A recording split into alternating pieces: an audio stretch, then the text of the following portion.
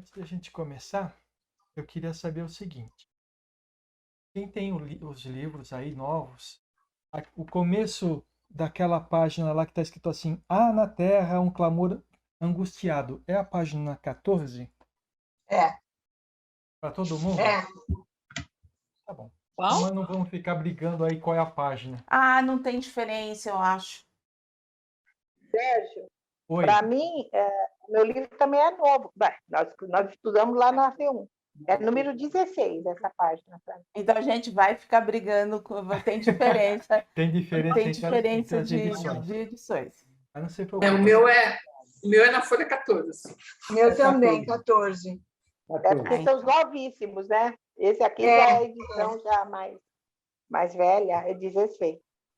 Esse é bem novo. E aí, o que temos de interessante nesta página? Há na Eu terra não um tenho clamor livro, estou angustiado. acompanhando pelo zap. Eu não achei, gente. Página 14. Na primeira folha. Página 14. Autodefesa. A gente está falando sobre autodefesa energética à luz do amor. Página 14. Há na terra um clamor angustiado por proteção. Achei. 16 no meu. Alguma coisa nesta página? Tem aí a experiência emocional do abandono, né? Pode ler, Marilisa. A experiência emocional do abandono é sentida quando a criatura começa a reconhecer a extensão do egoísmo na sua vida. Nossa, é diferente. Quando se descobre o egoísmo pessoal, o mundo é visto por outras lentes. Parece que todas as pessoas estão consumidas no seu próprio interesse e nada mais. Isso te chamou a atenção por quê? Porque eu fiquei assim, pensando, né? Quando a gente se acha no abandono, a gente fica muito dentro do nosso casulo, né? É o próprio egoísmo. Porque a gente não consegue ver o outro lado, não consegue ver outra possibilidade, a gente se sente fragilizada, né? Ameaçada pelo abandono, e eu achei muito interessante ele tocar logo de cara nisso, né? Porque isso é uma ferida, né? Essa dor do abandono, né? E especialmente para quem foi separada, né? Para quem foi separada de marido, para quem marido deixou. Isso aqui eu me atentei. Já isso, viu, Valéria? Eu já grifei já no outro estudo, que já faz mais ou menos uns 10 anos atrás, né? Então, eu agora, meu estado civil, agora nem mais é separada, agora é viúva. Mas naquela época, isso me chamou a atenção, né? Porque acho que ainda doía, estava aquela ferida aberta. E eu achei interessante falar que é egoísmo, que é o egoísmo, né? Essa dor do abandono, porque a gente só está olhando para nós, só para nós, se achando o centro do universo, né? Não está pensando no outro. Hoje, com tudo que a Valdete passou, eu sempre falava para ela assim: Valdete, você já pensou alguém ficar com a gente sem querer? Você já pensou nisso? Alguém ficar com a gente por obrigação, alguém ficar com a gente sem querer a gente, só por causa dos filhos, só por causa da vida. É muito triste isso. Eu fui, aos poucos, saindo desse egoísmo de falar aqui. Aos poucos, com a minha vida, fui vendo, fui amadurecendo e fui pensando, credo, como é que pode uma pessoa ficar com a gente sem querer, né? Por causa dos filhos, por causa do financeiro da família? Não, isso não há razão, não tem razão. A gente só pode ficar junto, ou seja, o abandono do marido, ou seja, o abandono do filho. As pessoas precisam voar. Quem não quer estar junto tem que voar. Procurar o seu ninho em outro lugar, né? em outras paragens. Mas é a mesma coisa também o abandono da morte, né? Quem também perde seus entes queridos, e fica ali chorando, lamentando. Não entende que a pessoa precisa partir, que tem uma hora que tem que partir, que tem que ir embora, né? Então, eu achei isso muito interessante quando ele abordou o egoísmo. Isso aqui já, naquele tempo que nós estudamos, eu já tinha grifado. Né? E fui entendendo, a partir desse estudo aqui, naquele tempo, eu fui entendendo o que era esse apego que a gente tem. Né? Muito legal. Porque, assim, né, o amor verdadeiro, ele liberta, não é verdade? Pois é. Não exige nada. E não exige nada. Nem atenção. Não exige nada. Nem atenção. Não. Você estava falando do seu esposo. Eu falei assim, eu posso falar do meu filho. Eu falei assim, meu filho está no Canadá, ele está feliz. Mas enquanto vocês me perguntavam muitos, você está bem na radioterapia? Você está bem? Ele não fez nenhuma pergunta. E aí existe aquela coisa, ele está feliz? Nossa, que bom. É você aprender é que nem eu falei assim, obrigada por eu ter sido mãe, por eu ter gerado, eu dei o meu melhor, Claro. mas ele não quer. E se eu amo... Não é que ele não quer, é o jeito dele, Valéria. Cada um tem um jeito. Com certeza deve ter sentido muito tudo que você passou. Mas não tem como se expressar, não tem como mostrar esse carinho todo, esse amor todo. É o jeito de cada um. Hoje em dia, eu entendo o jeito de cada um, sabe, Valéria? Porque eu tive que aprender. A vida me mostrou, né, com marido, com filha, e eu fui aprendendo. É o jeito de cada um, né? E aí, assim, as limitações dele. E aí, assim, o que a gente pode fazer? É ficar com todo esse egoísmo sofrendo, se magoando, cobrando, ou a gente aprender com esse sentimento e aceitar. Ver as coisas boas. O que é bom... De outra forma, né? Ver de outro ângulo, né? O que é bom é nosso. A gente tem histórias, a gente tem sentimentos. Isso não morre, isso fica dentro da gente. Não. Né? É lembrar das coisas positivas. Agora, se a gente quiser viver no negativo, a gente vai viver no negativo diariamente. Oh, meu Deus, não tá aqui. Né? Ai, sabe? Vai ser doloroso o tempo inteiro. Vai adoecer, pior, né? Vai adoecer. Vai acabar adoecendo, né? Porque não se conforma, né? Exatamente. Então, a gente tem que se conformar. O que tem que ser, será, não é? Não escutando os sentimentos que falavam sobre esse amor? Falou, sim. Falou do apego. Uhum. Desse sentimento do apego, né? E nada mais é do que isso, né? A gente, quando se acha abandonado, é um pouco de apego que a gente tem, não é? A gente não quer liberar o outro. Porque quando a pessoa senta com você e fala que não quer, porque não está mais afim, que já está em outra circunstância, a gente tem que entender, não é? Tem que entender. Não adianta formar aquela nuvem, tem que entender. Nem que a gente sofra no começo, mas depois, aos poucos, você vai entendendo, vai assimilando, né?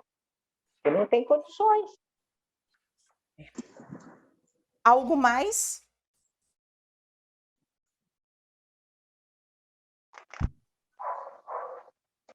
Então, a Solange tinha falado, o que você trouxe? Tem na página 15. Ah, tá, um pouco antes. Deixa eu só... A Solange tinha falado assim, tais feridas sofridas na alma provocam um sentimento de medo. E aí, se a gente for analisar, por que você tem medo?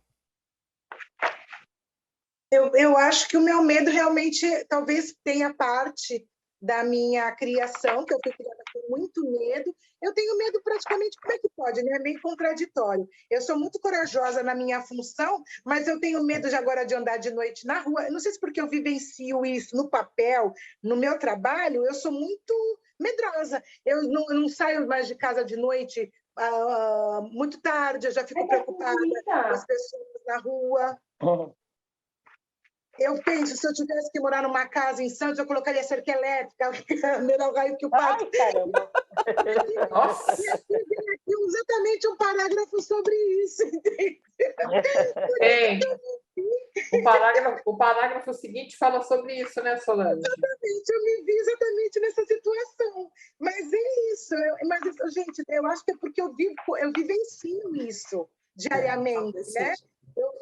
Isso não é distante de mim, isso é muito próximo. E eu vejo que, como acontece com o meu próximo, meu irmão, o outro, pode acontecer comigo, entendeu? Então, eu fico me precavendo, me protegendo. Psiquicamente, Posso fazer uma pergunta relacionada a isso? Porque, às vezes, a resposta vem disso aí. Não tem certos medos que são necessários o medo para a é pessoa se necessário. resguardar? Que nem O a medo é Solange falou. necessário na nossa vida, porque é com ele, é por causa dele que a gente É vive. coerente, é vive. Imagina se a gente não tivesse medo, Pois atravessava é. a rua sem olhar para os lados. Então, me Agora, passou isso quando a Solange falou que não sai à noite mais. Eu acho que todo mundo tem esse receio, né? a questão da coragem é você vencer os próprios medos. Aquela pessoa que diz que não tem medo, ela não tem coragem, porque coragem Não é tem vencer o coragem. medo. Agora, se você vive num ambiente, o teu trabalho é um trabalho que te inspira medo por causa dos lugares que você vai, das pessoas que você tem contato, você vive o medo o tempo inteiro. Então, tudo aquilo que poderia ser um receio, você transforma em realidade. medo, porque você não quer continuar vivendo medos. Você não quer continuar sendo corajosa. Então, as coisas pequenas se transformam em coisas grandes. Tem lugares horríveis que eu vou, eu tenho que ir. Eu não posso devolver um papel, o juiz vai falar assim, mas você não foi? Eu tenho que ir, é a minha função. Gente, para entrar numa favela lá no final da Vila Margarida, é um lugar horrível. Tem pessoas boas morando lá, mas a maioria é bandido. Gente, eu tive que andar numa rua rezando. Cada lugar que eu passava era um olheiro de traficante com arma. Então, aquilo, entendeu? Mas eu vou orando, mas eu vou.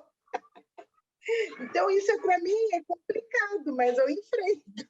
Ô, Solange, não é só você, não. Eu trabalhava na Secretaria de Educação e a minha função era verificar as escolas, né? Eu era a supervisora de ensino. Então, eu tinha que ir lá para aquela zona lá do Cubatão, aquela vila que tem antes de chegar lá perto da Coca-Cola. Meu Jesus, para eu entrar, o homem já perguntava para mim o que eu ia fazer. Aí, no fim, eu tive que já entrar com o carro da prefeitura. Eu falei para a secretária que eu não ia mais lá sem o carro, porque eu fiquei com medo. E eu imagino você, porque eles já sabem quem você é, né? E sabem o que você vai fazer. Complicado, viu? Complicado. O medo é uma questão muito forte, viu? É uma questão forte. No fim, eu ficava o dia inteiro na escola para sair com todo mundo com medo. Não precisava ficar o dia inteiro, eu tinha que ficar, porque aí saía aquele monte de gente junto, dava medo. Mas verdade, esse medo que a gente tem não se refere à sobrevivência. A gente aprendeu isso. Também acho, porque cai nisso, né? Daí. Cai nisso, Ele vem na daí. sobrevivência. Mas Não, depois, a sobrevivência, assim, como precaução de coisas que você sabe que é perigoso. Que pode acontecer. Não é? Que pode acontecer. Agora, o medo a gente pode vencer sabendo que não. Mas pensa bem. Medo de avião, que nem a Solange falou. Já viram as estatísticas? Se você olhar a estatística, você não anda de carro, mas anda de avião. Sim. Mas é o transporte mais seguro, não é, Às vezes é um medo irracional. Esse medo irracional que a gente precisa trabalhar. Os outros medos, por exemplo, se a Solange não precisasse, tenho certeza que ela não ia na favela. Com certeza não. Ninguém vai. Sim, não iria. Porque você teme pela sua vida. Mas quem que vai, né, num lugar perigoso, Sérgio? A gente vai porque a gente é obrigado. Vamos falar de uma coisa um pouco mais atual aqui, né? O Covid. Eu e a Valéria estamos fazendo ainda a quarentena. A maior parte da população do Brasil não está fazendo mais, ou do mundo. Mas por quê? Porque a gente tem medo.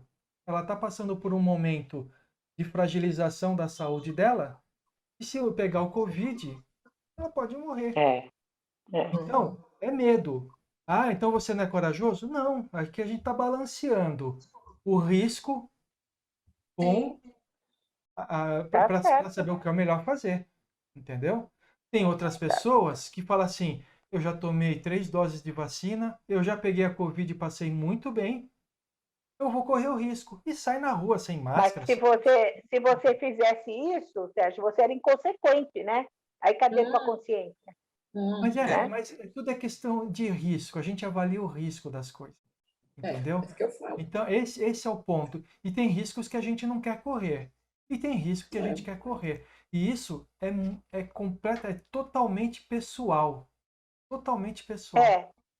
Tá? Então, não adianta você avaliar o outro se ele está com... você tem medo disso? Puxa vida. Por exemplo, eu li num livro, não sei qual que eu não guardo essas coisas, que pessoas que têm medo de barata, aquele paura de barata, são pessoas que muitas vezes desencarnaram, foram enterradas e ficaram junto ao corpo no túmulo.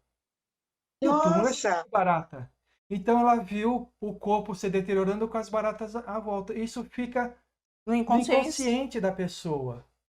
E você vai falar que ela está errado? Não, ela tem que pensar e falar assim, isso, nesse momento, a barata, ela vai me fazer algum mal? Não vai, então vai em frente. Mas cada um tem que enfrentar os medos que acham que deve enfrentar. E isso que todo mundo está falando de medos, a gente não pode dizer que não está no inconsciente. Com certeza tá. Eu tenho medo que eu tenho certeza que é do meu inconsciente. Eu tenho medo de galinha. Eu acho que galinha, ela não sabe o que ela está fazendo, ela vem direto em cima da gente. Então, aí se você começar, é onde que a gente fala. Se a gente for morro de medo. Esse selfie... De galinha? Sério? Galinha, medo de galinha. De galinha. Pode ter. Você entra num quintal que tem uma galinha, a danada vem atrás. É verdade. E ela vem para pular mesmo. É de cada um, né? É de cada um. Você imagina, não é dessa vida esse medo. Às vezes é.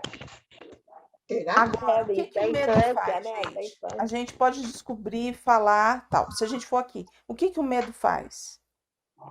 Ele aprisiona. Aprisiona. E no corpo, o que ele faz? Qual é o órgão que ele mais pega? Coração. O rim? Ai, meu Deus do céu, logo eu. Ai, meu Deus. Ele trava totalmente o sistema renal. Sério? Ai, meu Deus do céu. Sério. Nunca ouvi falar.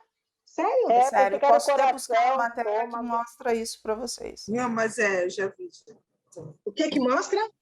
Mais para frente? A matéria que mostra e explica o porquê que é o órgão que mais é afetado, é o medo. Meu Deus. São os rins. Mas aí, vamos voltar. Ele aprisiona, ele te trava. Porque você não vai... A pessoa com medo, ela entra em pânico. Então, se você for parar para pensar, por mais que você fale, que é difícil, você não tem medo, porque você vai e trabalha. Eu tento vencê-lo, né? Então, você tem a coragem, que é o que o Sérgio sempre fala. Você tem bom senso. Então, você vai e coloca a coragem. Agora, eu também vejo que talvez você não sair de casa seja uma opção. Porque se você tiver que sair, você vai sair. Não vai ficar preso. É um balanço de risco. De risco. Eu não vou sair à noite para ficar andando na rua, passear. Se eu tiver que sair, eu saio de tarde. Agora, eu preciso ir no hospital porque meu filho está passando mal. Você nem pensa. Nem pensa. Então você vai. Então, porque aquele que realmente tem medo, ele está aprisionado, ele não vai. Ele não sai. Então a gente tem que. E aí fica deprimido também, né? Porque aí vai. A gente precisa compreender isso. A gente tem que tomar cuidado com as palavras que a gente lê, porque assim, quando fala assim medo, tem vários níveis de medo. Tem aquele medo que a gente, você nem olha, você sabe que tá lá, que é aquele medo de autodefesa, né? Por exemplo, será que um carro pode perder o controle e me atropelar? Pode. Mas você vai embora, porque você não é isso que vai te deter. E tem aquele medo que paralisa a pessoa de tal forma que ela não se movimenta, ela não anda, ela fica parada, estática, congelada. Então, existe uma variedade gigantesca de medos. O que a gente não pode achar que, por sentir medo, a gente se encaixa nisso, totalmente. Entendeu? Então existem vários níveis. Eu tenho tanto medo, olha aí, hein? Tanto medo de classificar as coisas, que quando a gente classifica, a gente joga tudo aquilo naquela classificação. Em termos de espiritismo, não existe o bom e o mal somente. Existe uma gama infinita de espíritos que estão entre o bem e o mal. Entendeu? Então, quando você fala assim, o bem e o mal, então você olha para aquela pessoa, aquela é boa, aquela é má. Não pode olhar dessa forma. Né? A gente tem que olhar os extremos e falar assim, olha, eu estou em qualquer lugar dentro desses extremos. E vou procurar o extremo que é o melhor para mim. Sempre. Cadê o seu? Vou ler o meu, então. Na página 15, no penúltimo parágrafo. Desejosas de proteção e de alívio, multidões terceirizam sua evolução, entregando sua vida pessoal a sacerdotes, médiuns, gurus, pastores e outros tantos líderes. Muito interessante. Muitas vezes acabam encontrando, sem perceber, exploradores, charlatães e místicos desorientados. Vocês conseguem identificar pessoas que são assim? Sim. Por exemplo, uma coisa que me fez sair da católica foi isso. Eu não compreendia como eu, cometendo um erro, eu ia lá no padre, o padre falava para mim rezar não sei quantas Pai Nosso, nem quanta Ave Maria, e eu era perdoado. Eu não entreguei a minha evolução nas mãos dos padres, porque eu não concordava com isso. Concorda? Você faz o que quiser de errado, você vai lá, reza uma meia dúzia de orações, pronto. Sim. É como se não tivesse feito nada. Então, as pessoas que fazem isso, e quem assistiu quem assistiu aquela série Maria de Madalena, da Netflix, vê lá como é que é o nome do Tibério, não é Tibério, aquele lá que matou e foi... Caramba. Me falar, O gordinho careca lá, como que é? O rei. Acho que é o Tibério mesmo, não era? Deixa eu ver. Herodes. Não, era Herodes. O Herodes, ele fazia de tudo. Aí ele lá falava assim, eu vou matar um carneiro, certo? Para poder saldar minhas dívidas. Tá terceirizando, né? Coitado do carneiro. Então é isso que a gente tem que tomar cuidado. Aí você, agora eu sou espírita, não tem mais nada disso. Mas a gente pode terceirizar quando acha que o passe vai nos salvar. Quando a gente fica achando que por ler mensagens espíritas a gente está evoluindo. E por participar de alguma casa espírita, a gente vai desencarnar e vai ficar num lugar melhor por causa disso. A gente, como trabalhador, a gente vai ter um lugar de ascensão. Isso. Vai ganhar vassoura mágica. Não vai ser... A gente vai ganhar vassoura mágica. Aquela de pó, não vai ser vassoura. Não vai ser vassoura de piaçar, vai ser um aspirador de pó, né? Porque eu fui bem. Então isso me chamou a atenção por causa disso. A gente não pode se enganar. O único responsável pela nossa evolução somos nós mesmos. Não dá. Não adianta. Não adianta perguntar o que você pode fazer para me ajudar. A única coisa que pode fazer para ajudar é vibrar e trazer conhecimento. Já fritei para você e tem o pote aqui cheio. É só você pegar. Pronto, Tudo certo. Vocês entenderam? Por isso que eu destaquei isso, para a gente deixar de mistificar a ajuda religiosa que a gente pode receber. Mistificar é fechar os olhos e achar que a ajuda religiosa vai resolver o nosso problema. Não resolve. Pode auxiliar a abrir nossos olhos, mas só nós resolvemos nossos problemas. E aí, assim, para a gente complementar e a gente parar por aqui, a gente continua no domingo. É só a gente lembrar do nosso dirigente. ele nunca nos responde. Ele sempre faz a gente pensar. Isso, né? Jesus era assim, né? Também. Também. E a gente tem um dirigente que lida conosco dessa forma. Ele vem com toda aquela amorosidade, vai falando, mas o que você sente? O que você pensa? O que você acha? E aí a resposta é nós. Porque é assim que a gente... Não existe um guru, gente. Não existe o super médio. Não existe aquele que vai chegar e resolver. Ele tá ali para se resolver. E vem com a resposta pronta, né? Não. Se a gente for buscar Chico era a mesma coisa. Ainda tinha Emmanuel do lado dele que falava, vamos! Olha, nem Jesus fez milagres. Milagre no sentido da palavra, que é a revogação de uma lei divina. Nem Jesus fez milagres. Tudo o que ele fez foi porque a pessoa merecia. Eu tinha cumprido. E esses milagres que Jesus faz, nós também fazemos nos nossos trabalhos de assistência espiritual, nas nossas vibrações, quando a gente ajuda as pessoas. Nós também fazemos esses milagres. É que a gente não percebe isso, né? Ó, a gente tem um exemplo claro. A gente teve aí a Marília, tá de alta, né? A Maria Rita não tá aqui porque foi buscá-los, mas tá de alta. Não deu nada. Reviraram ela de cabeça para baixo. Ai, que bom. Graças a Deus não deu nada. Estranho, né? Não é, não. Não é não, mas tá tudo certo. Não vai falar, mas não é estranho. Tá tudo certo. Graças a Deus. Tudo certo.